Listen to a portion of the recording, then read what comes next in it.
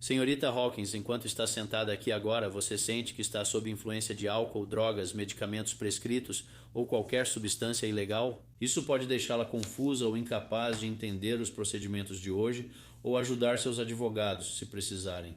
Não, você está certo. Obrigado. Deve constar em ata que o tribunal teve acesso ao relatório de investigação pré-sentença para análise. Foram fornecidos resumos dos relatórios aos advogados. Promotoria, vou começar com você. Você revisou o resumo do relatório pré-sentença? E se sim, há alguma adição ou correção? Revisamos, meritíssimo. Adições e correções prontas para a sentença. Obrigado. Pergunto o mesmo à defesa, seja à senhorita Carrington ou ao senhor Walker. Obrigada, meritíssimo. Revisamos a investigação pré-sentença sem alterações e estamos prontas para a sentença. Obrigado. Dito isso, a promotoria deseja se manifestar sim. Senhor, neste caso, o acordo previa sentença de 30 meses na terceira acusação, a ser cumprida de forma consecutiva, e 30 meses na quinta acusação, a serem cumpridos simultaneamente aos 30 meses da sétima acusação, para um total de 60 meses ou 5 anos de reclusão, meritíssimo no total.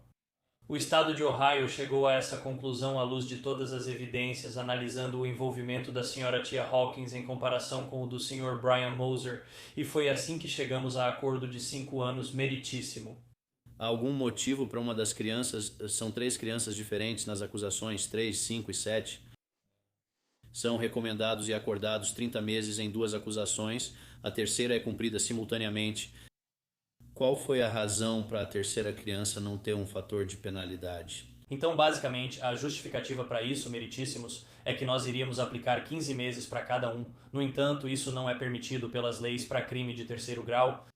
Essas 2 crianças, elas foram meio que tratadas da mesma forma em relação às ações dela, e é isso. E por isso queríamos um total de 30 meses para essas 2, mas não podíamos fazer 15 e 15. E caso contrário, teríamos ficado com 12 e 18, e isso também não faria sentido, porque aí um teria sido mais do que o outro. Então foi por isso que fizemos 30 para que ambos fossem cumpridos simultaneamente. Conseguimos os 30, que era o que queríamos para essas 2 crianças. Mas não havia como conseguir isso com o tempo permitido pela lei para que fosse igual. Então, 30 meses cumpridos simultaneamente fez com que fosse igual. E ainda conseguimos os 30 meses meritíssimo. Tudo bem, obrigado. Defesa, pode prosseguir. Sim, meritíssima. Obrigada. Estamos pedindo ao tribunal que siga a sentença acordada de 5 anos. Acho que não há dúvida de que este caso representa uma tragédia inimaginável, meritíssima. Mas a senhorita Hawkins tem 26 anos, ela não tem antecedentes criminais. E acho que é importante distinguir os atos intencionais do Sr. Moser da participação da senhorita Hawkins na omissão em proteger as crianças. A maior parte dos abusos acontecia enquanto a senhorita Hawkins estava trabalhando para sustentar a família, e ela confiou ao Sr. Moser o papel de cuidador em tempo integral das crianças, sem saber das coisas horríveis que estavam acontecendo. E eu acho que a senhorita Hawkins demonstra um remorso genuíno pelo que aconteceu. Agora ela consegue perceber o que não percebia na época. E é importante ressaltar que ela tem uma família aqui que lhe deu apoio incondicional. Eles compareceram a todas as audiências. Nós fornecemos cartas não só da família dela, mas também da comunidade, tentando mostrar ao tribunal que tipo de pessoa é a senhorita Hawkins e o que ela é capaz de oferecer à sociedade. Acreditamos que não importa o que aconteça hoje, quando a senhorita Hawkins sair daqui, ela vai carregar uma sentença perpétua de culpa e remorso. Mas estamos pedindo ao tribunal que siga a sentença acordada de 5 anos. Achamos que isso atende aos princípios da aplicação da pena. Obrigada, meritíssimo. Obrigado. Sr. Walker, o senhor vai complementar algum dos argumentos? Não, meritíssimo. Concordo com o que a senhorita Carrington disse. Haverá alguma? O Estado também apresentará testemunha além dos argumentos dos advogados? Não, meritíssimo. A defesa apresentará testemunhas além dos argumentos dos advogados? Não. Meritíssimo. Obrigada. De nada. Sr. Hawkins, pela regra criminal 32, o senhor tem direito de fazer uma declaração em sua defesa se quiser, mas não é obrigado.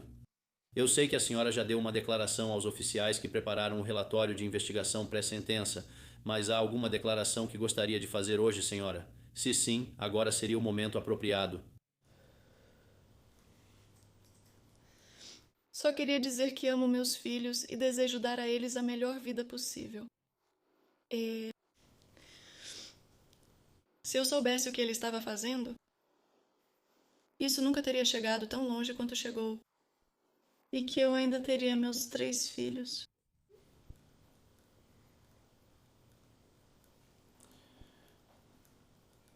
Senhora Hawkins, como a criança que faleceu, Lilith, como foi que ela ficou sem roupa? Quando você soube da morte dela, você colocou uma fralda nela porque ela não tinha nenhuma roupa? Sim. Por que ela não usou fralda ou outro tipo de roupa na noite anterior? Nós estávamos tentando ensinar ela a usar o penico, então estávamos tentando acostumá-la a não usar fraldas. E nós não tínhamos nenhuma roupa para colocar nela. E bem, Tudo certo. Obrigado por responder a minha pergunta, senhora. Mais alguma coisa? não, meritíssima. Sem mais. Sim, senhor. O tribunal registra neste dia 17 de junho de 2026 que a audiência de sentença do réu foi realizada de acordo com a seção 2929.19 do Código Revisado de Ohio e estavam presentes no tribunal o advogado de defesa, senhorita Carrington, assim como o senhor Jonathan Walker, promotor assistente, senhor Tyler E. Cantrell, promotor do caso, senhorita Ariana Bowles Norris, assim como a ré, senhorita Hawkins, sendo garantidos à senhorita Hawkins todos os direitos previstos na regra criminal 32. O tribunal considerou o registro, as declarações orais, quaisquer declarações de impacto da vítima e o relatório de investigação pré-sentença preparado, além de revisar as várias cartas que foram escritas em apoio à senhorita Hawkins. E, além disso, o tribunal está considerando os princípios e propósitos da sentença conforme a seção 292911A do Código Revisado de Ohio, que estabelece que um tribunal que sentencia um infrator por um crime deve ser guiado pelos propósitos predominantes da sentença criminal. Os principais objetivos da sentença criminal são proteger o público de novos crimes do infrator ou de outros e punir o infrator. Ao aplicar as sanções mínimas determinadas pelo tribunal, atinge-se esses objetivos sem impor ônus desnecessário aos recursos estaduais ou locais. Para alcançar esses propósitos, o Tribunal de Sentença deve considerar, a necessidade de incapacitar o infrator, dissuadir o infrator e outros de cometerem crimes futuros, reabilitar de forma eficaz o infrator, assim como garantir a restituição à vítima da infração e ao público. Este tribunal irá equilibrar gravidade e reincidência, conforme os artigos 2929.12, ressaltando que não sentenciaria a senhorita Hawkins ou outros réus por raça, etnia, gênero ou religião. O tribunal constata que a ré foi condenada em virtude de ter se declarado voluntariamente culpada. No terceiro item, por colocar uma criança em perigo em violação ao artigo 291922, sendo este um crime de terceiro grau, e no quinto item, por permitir abuso infantil em violação ao artigo 290315, sendo também um crime de terceiro grau. E no sétimo item, por permitir abuso infantil, conforme alegado em violação ao artigo 2903.15, sendo este um crime de terceiro grau, todos sujeitos à divisão A do artigo 292.914 do Código Revisado de Ohio. O tribunal observa que, conforme as negociações de acordo entre as partes, os itens 1, 2, 4, 6 e 8 já haviam sido previamente arquivados.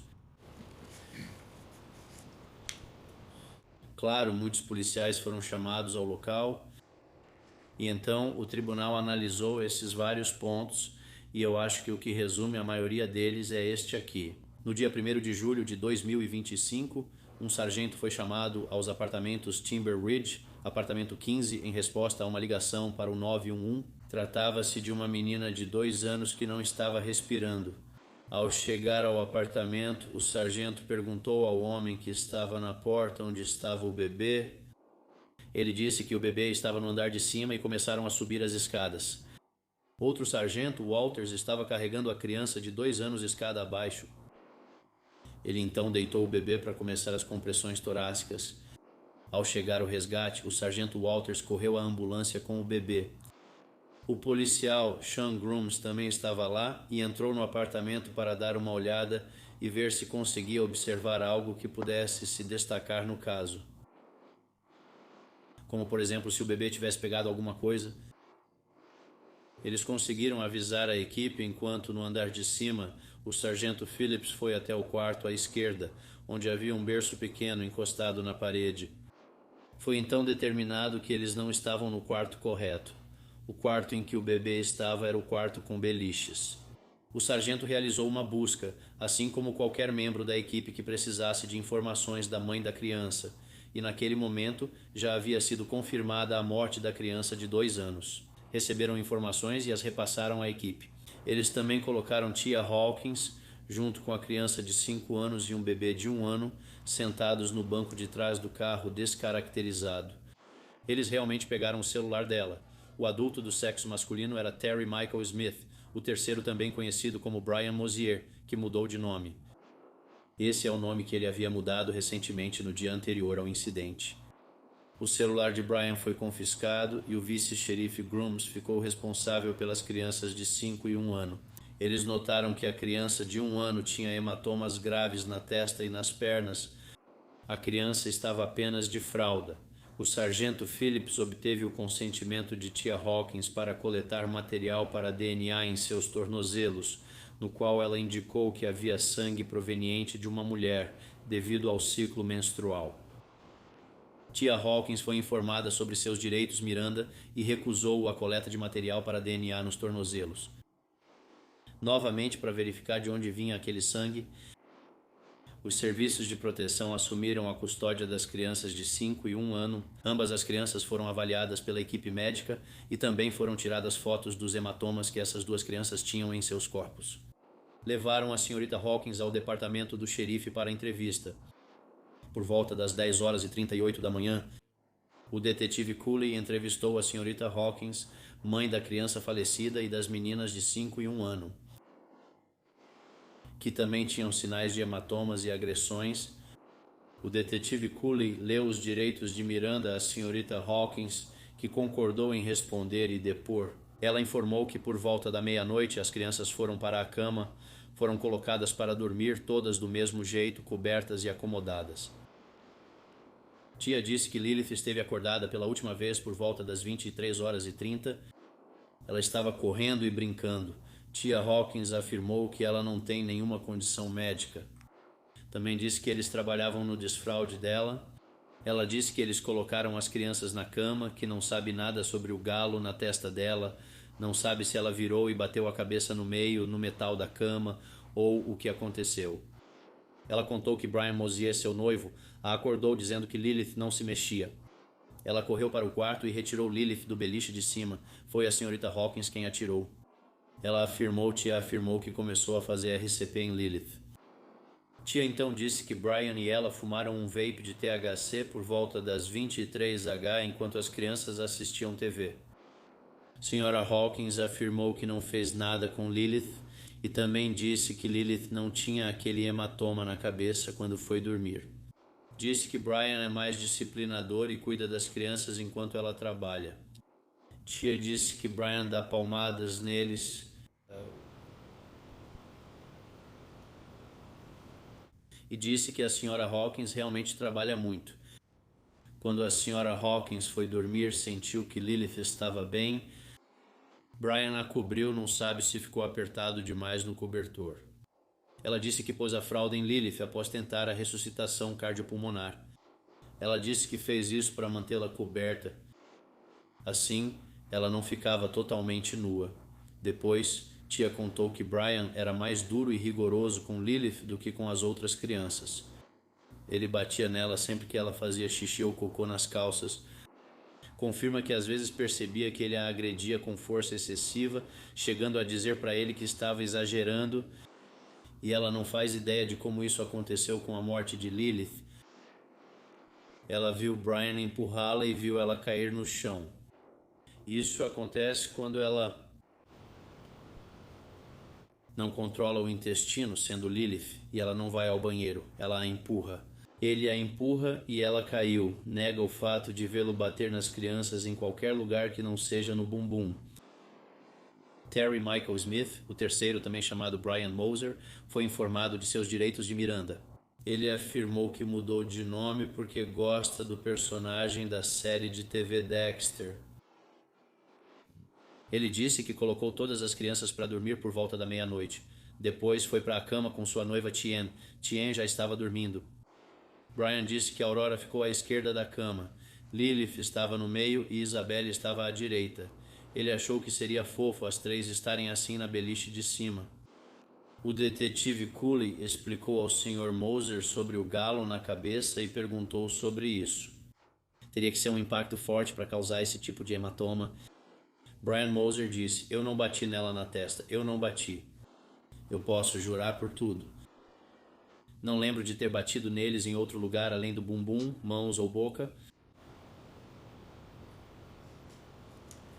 Eu não bati neles com o punho fechado. Eu não faço isso." E conclui dizendo que o policial Cooley avisou que isso não é Dexter, isso é vida real.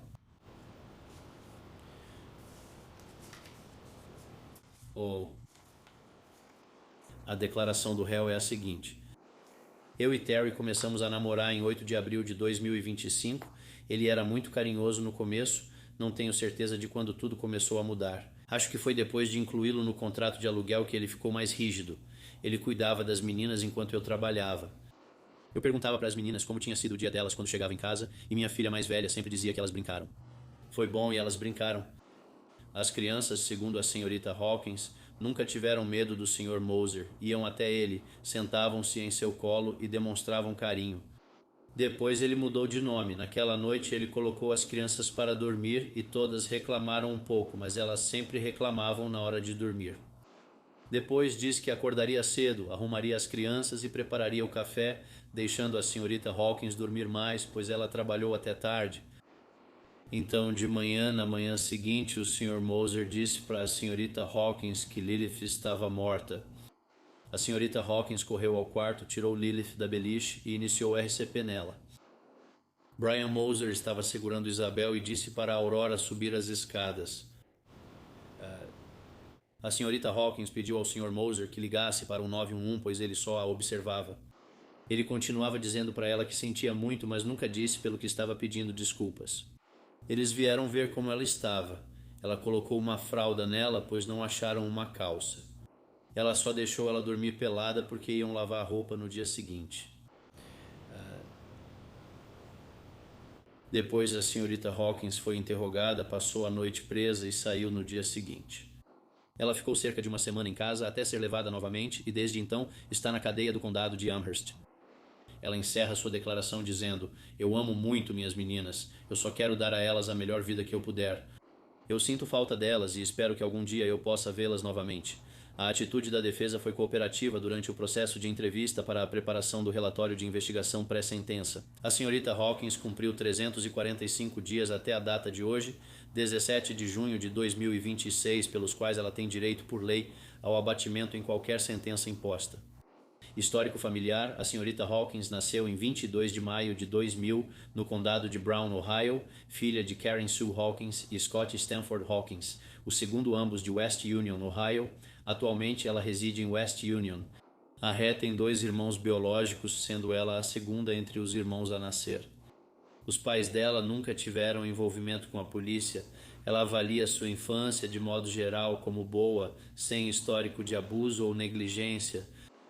Ela nunca se casou, não está em um relacionamento, tem 3 filhos biológicos com Jason Burkhardt e as crianças estão em acolhimento familiar. A Aurora, de 6 anos, Lila, de 3 anos, já falecida, e Isabel, de 2 anos.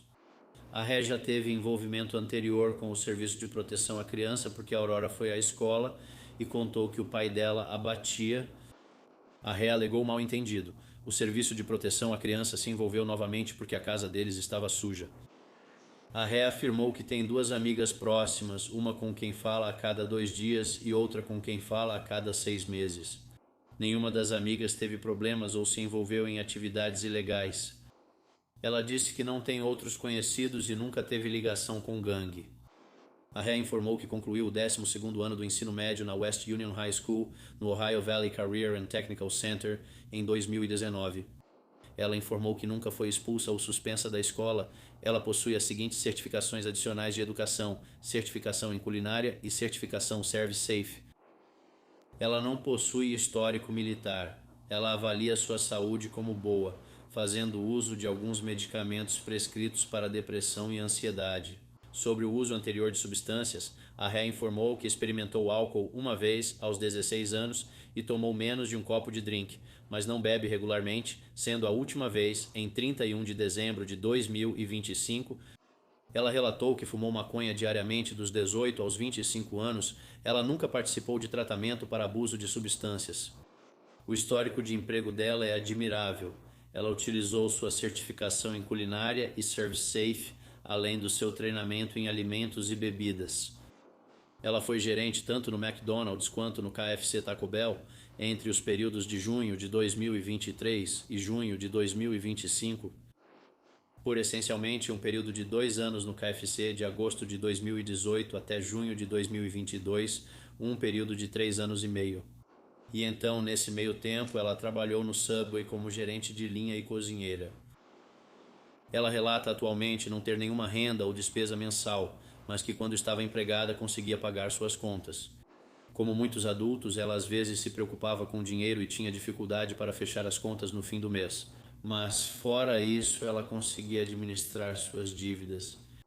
Reincidência, de acordo com as avaliações, se ela tem probabilidade de cometer novos delitos, crimes, a avaliação é baixa.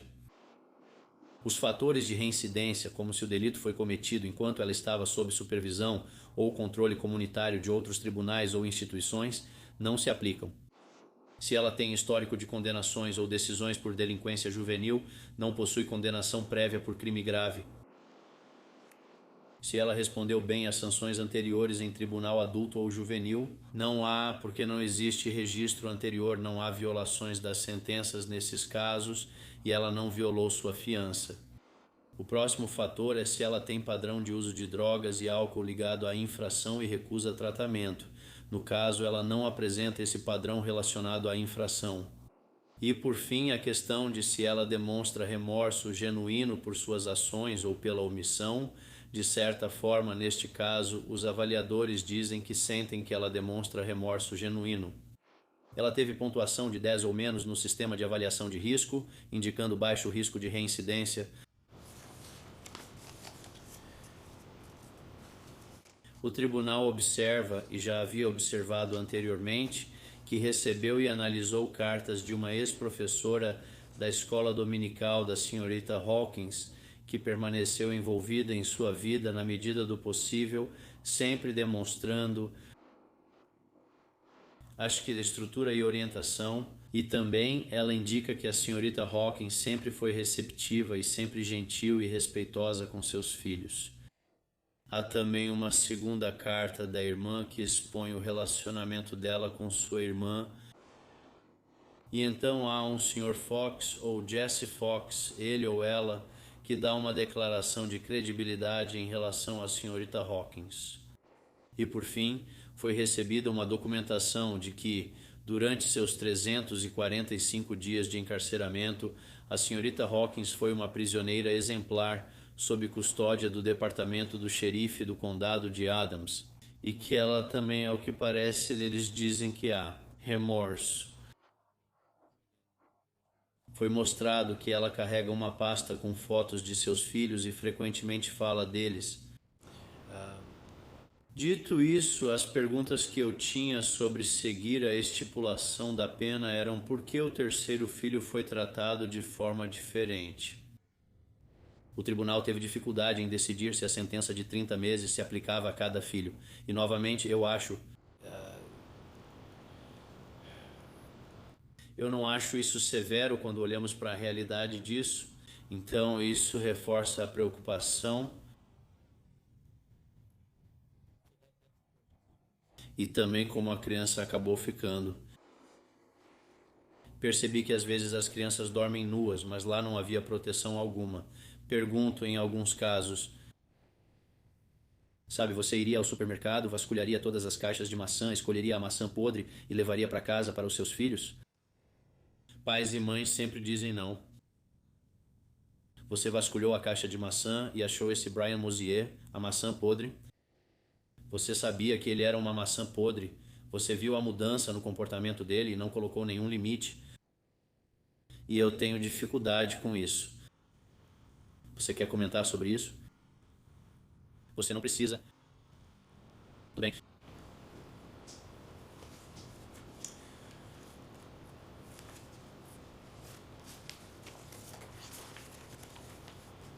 Bem, às vezes o tribunal precisa considerar o que os cidadãos e os parceiros da comunidade, o que eles observaram, o que eles sabem, o que eles vivenciaram, já que tiveram contato com a senhorita Hopkins. Este tribunal obviamente teve contato muito limitado com a senhorita Hopkins. Eu realmente acredito que Hawkins sente grande remorso pelo que aconteceu. Há uma grande probabilidade de que nunca haverá reincidência neste caso. Apesar das preocupações do tribunal quanto à variação no acordo, o tribunal encontra certo conforto, especialmente na carta muito bem escrita pela sua ex-professora da escola dominical, que eu achei que ela retratou muito bem a pessoa que nós não conhecíamos, mas que ela conhece e conheceu. Portanto, será a ordem do tribunal que o tribunal, com certa hesitação, mas de forma definitiva, após a devida consideração, conclui que o réu não é apto a medidas alternativas disponíveis. O tribunal pretende determinar uma pena de prisão estipulada e será imposto que o réu cumpra a pena de prisão estipulada no item 1 ou item 3, de 30 meses, uma pena de prisão estipulada no item 5 de 30 meses, que deverá ser cumprida consecutivamente ao item 3, e uma pena de prisão estipulada no item 7 de 30 meses, que deverá ser cumprida simultaneamente aos itens 3 e 5, totalizando 5 anos de reclusão no Departamento de Reabilitação e Correções de Ohio. Como múltiplas penas de prisão estão sendo impostas à senhorita Hawkins por condenações em múltiplas infrações, o tribunal pode exigir que ela as cumpra consecutivamente. O tribunal entende que o cumprimento consecutivo protege o público de novos crimes e pune a infratora, além de considerar as sentenças proporcionais, a gravidade da conduta da infratora ou a omissão e ao perigo que isso representa para o público. E o tribunal conclui que pelo menos duas das múltiplas infrações, neste caso 3 infrações, que duas das múltiplas infrações, pelo menos 2 delas, foram cometidas como parte de um ou mais cursos de conduta. E o dano causado por 2 ou mais das múltiplas infrações cometidas é tão grande ou incomum que nenhuma pena de prisão única para qualquer uma das infrações cometidas como parte de qualquer um dos cursos de conduta refletiria adequadamente a gravidade da conduta da infratora. O tribunal conclui que qualquer colocação ou transferência da ré para um programa de controle transitório sob o artigo 2967.26, enquanto estiver encarcerada, ou sua colocação ou transferência para um programa prisional intensivo sob o artigo 5120.032, ambos estão aqui reservados por este tribunal para indeferimento, mediante notificação de que o Departamento de Reabilitação e Correções de Ohio deseja considerar a ré para controle transitório ou programa prisional intensivo. O tribunal ainda notifica a ré de que o controle pós-libertação é obrigatório neste caso após sua saída da prisão. Esse período será de no máximo 3 anos e no mínimo 1 ano, se, enquanto estiver sob controle pós-libertação, você violar as sanções desse controle ou quaisquer condições impostas pela Autoridade de Liberdade Condicional para Adultos ou pela Junta de Liberdade Condicional. Segundo a seção 2967.28 do Código Revisado, a Junta de Liberdade Condicional pode impor sanções mais rígidas a você.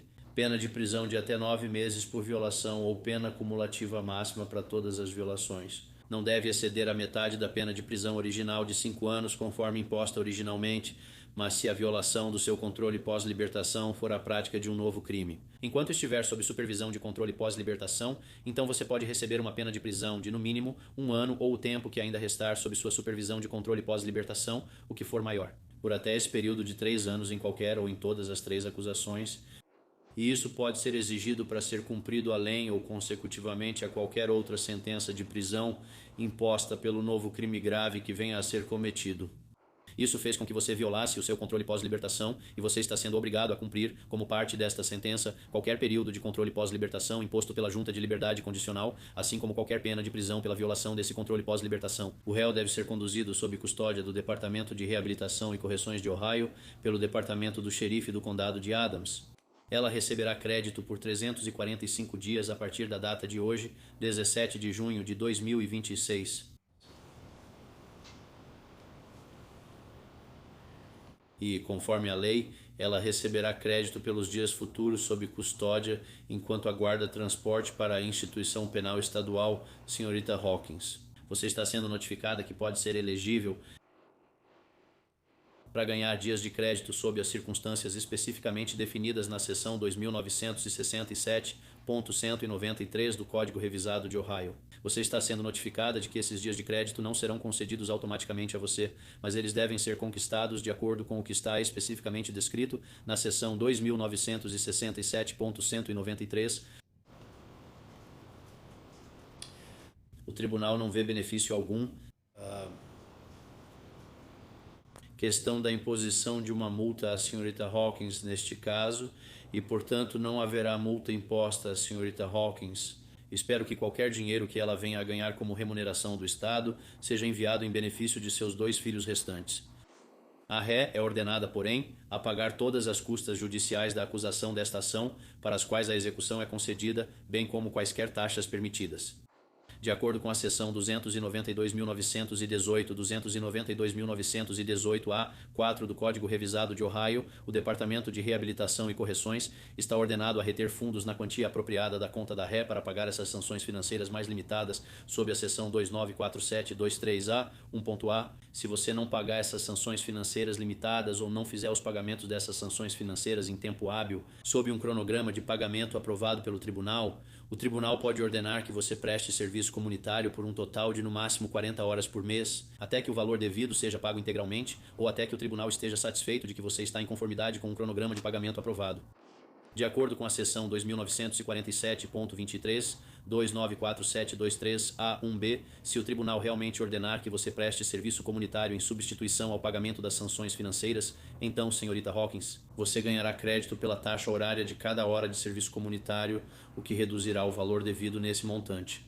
O tribunal entende que o réu possui capacidade financeira, passada, presente e futura, para cumprir essas sanções. Mais uma vez, observei a admirável ética de trabalho da senhorita Hawkins nisso.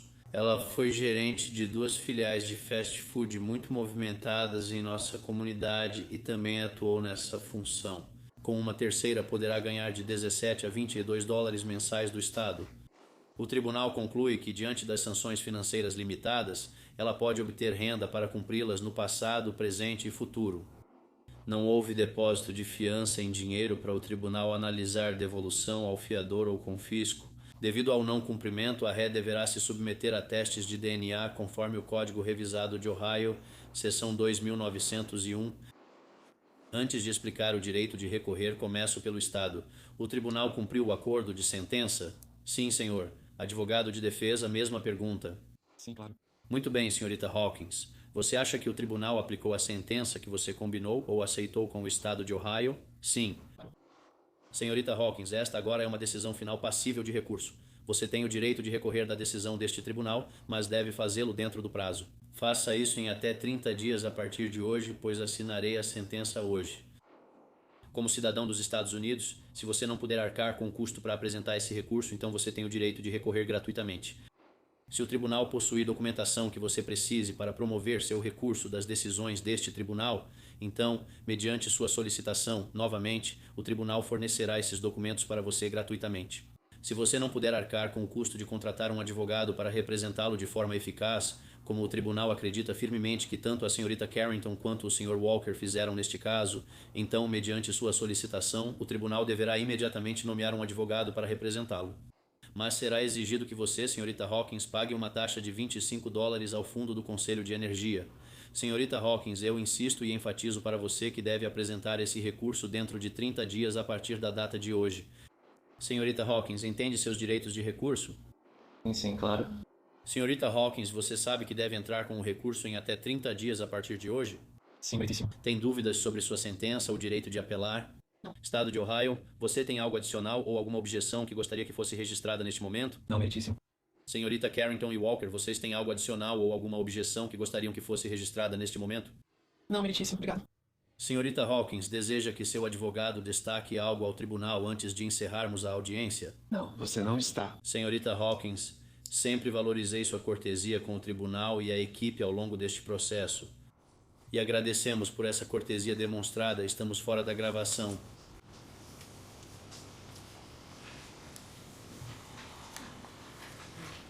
Algum tempo.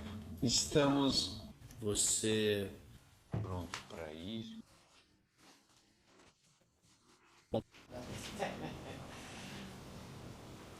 Você só precisa entender.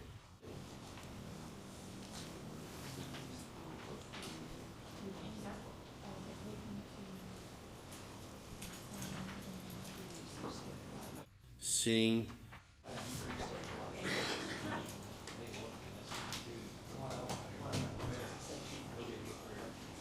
Sim.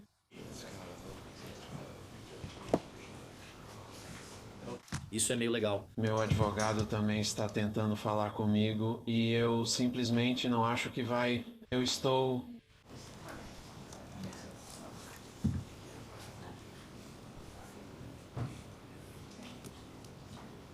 Correndo. Vá. Ok, bom. Sim, ok, obrigado.